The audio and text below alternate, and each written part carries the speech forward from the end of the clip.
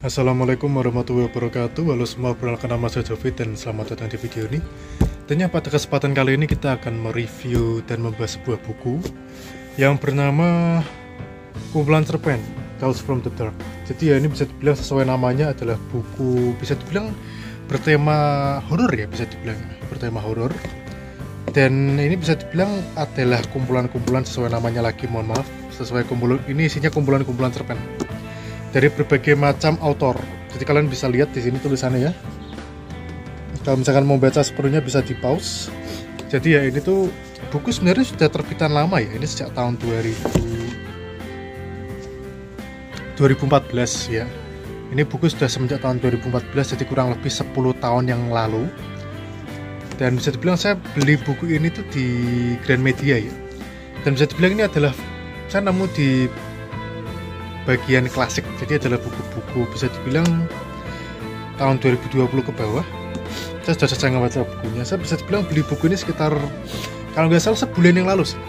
Saya beli buku ini sekitar sebulan yang lalu dan saya baru selesai baca buku ini, kalau nggak salah tuh tadi malam saya baru selesai ngebaca buku ini.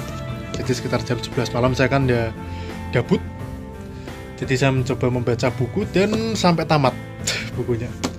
Jadi ya bisa dibilang ini adalah buku yang cukup tebal ya. Jadi ini total ada sekitar, kalau buku utamanya ada sekitar 330 halaman.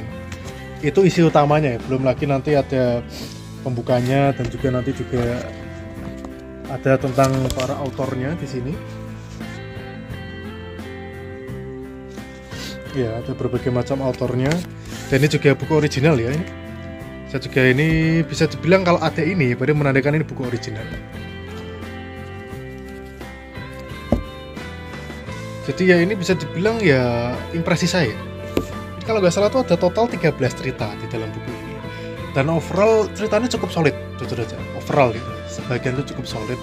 Ada beberapa yang saya merasa dari buku ini itu ceritanya cukup plot twistnya saya nggak nyangka, terutama yang chapter awal ya. Yang chapter awal tuh jujur aja saya kaget, saya nggak nyadar plot twistnya.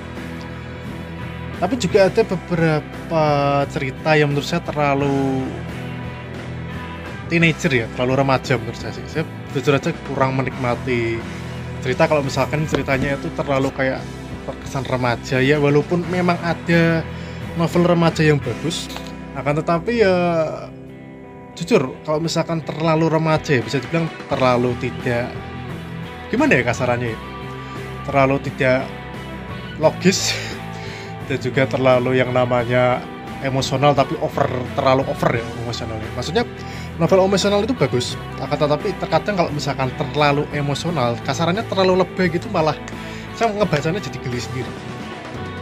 Jadi ya, menurut saya ada beberapa cerita di buku ini yang cukup agak geli-geli sih, jujur aja sih. Cuman sebagian lagi juga ada yang bagus. Lagi-lagi ini kan gabungan ya ini. Ini autornya nggak sama semua, ini gabungan. Jadi ada sebagian autor yang ceritanya bagus, ada juga yang sebagian agak terlalu bikin geli-geli gimana gitu. Tapi ya overall sebuah buku yang solid, jujur aja. Salah satu cerita favorit saya, ini mungkin saya akan sedikit spoiler sedikit. Salah satu cerita favorit saya tuh My Halloween Costume, dan juga ada lagi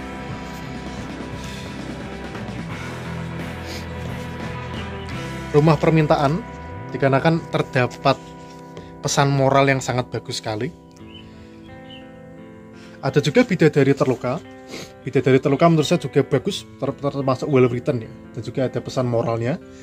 Dan ada juga yang terakhir, Reinkarnasi. Menurut saya adalah chapter yang sangat solid, jujur aja. Yang lainnya jujur aja menurut saya cukup oke lah. Maksudnya mungkin nggak terlalu istimewa, tapi masih cukup oke. Tapi juga ada sebagian yang terlalu bikin geli-geli gimana gitu loh. Salah satunya ya, ini saya bukannya menghina autor ya, saya bukan menghina, ini hanya saya mereview menurut pendapat saya pribadi. Salah satu yang menurut saya agak sedikit bikin geli itu adalah Salam Berparti sih, jujur aja sih. Yang bikin geli sih Salam Berparti, dimana chapter 2, dan juga ada The Deadly Music Box. Jujur aja saya agak geli-geli gimana gitu. Tapi overall masih oke lah. Maksudnya mungkin kalau untuk selera saya pribadi mungkin memang agak begitu bikin geli, cuman mungkin ada sebagian yang nganggap ini bagus ya. Tapi overall menurut saya walaupun memang sebagian cerita ini bikin geli, tapi masih cukup oke lah, masih cukup boleh return lah. Oh ya, terus juga ada lagi yang jadi favorit saya itu adalah Detensi ya, yang chapter 8. Menurut saya Detensi itu bagus. Pesan moralnya juga bagus. Dia bisa dibilang ini adalah novel fantasi horror slash of life yang menurut saya overall menarik gitu, bagus. Saya cukup merekomendasikan. Saya dulu beli ini di Gramedia itu sekitar, sebenarnya murah sih jujur aja, dikarenakan ini juga buku lama ya.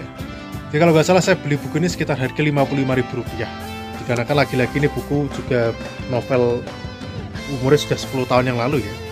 Tapi overall masih sangat bagus, masih solid. Covernya juga bagus, kalian bisa lihat ini covernya bagus, solid covernya ya. Saya suka dengan covernya. Udah aja, ini pendapat saya pribadi ya. Saya jujur aja nggak begitu suka kalau misalkan ada cerita horor yang terlalu fokus sama hantu atau setan ya. Dikarenakan jujur aja ya, kalau misalkan yang jadi fokus utama, fokus horornya tuh hantu, menurut saya nggak horor sama sekali jujur aja. Malah menurut saya tuh terlalu mainstream dan ketebak alurnya gitu. Jadi saya lebih suka kalau misalkan sebuah cerita horor itu menjadi fokus horornya bukan hantu, tapi manusia ataupun psikologi. Saya malah lebih suka horor psikologi jujur aja. Dimana kalau menurut saya kalau misalkan yang jadi fokus horornya itu adalah orang, jadi manusia, ataupun efek psikologi itu lebih menarik, lebih serem malah. Kalau misalkan fokus horornya itu cuma hantu, terlalu klise sih jujur aja. Saya nggak begitu suka sih. Dan menurut saya pun juga nggak horor kalau misalkan fokusnya kayak gitu. Saya lebih suka kalau misalkan horornya tuh yang anti mainstream. Dan menurut saya ada sebagian cerita di buku ini tuh yang sayangnya terlalu fokus ke hantunya gitu. Jadi menurut saya malah nggak bikin horor gitu, malah nggak serem.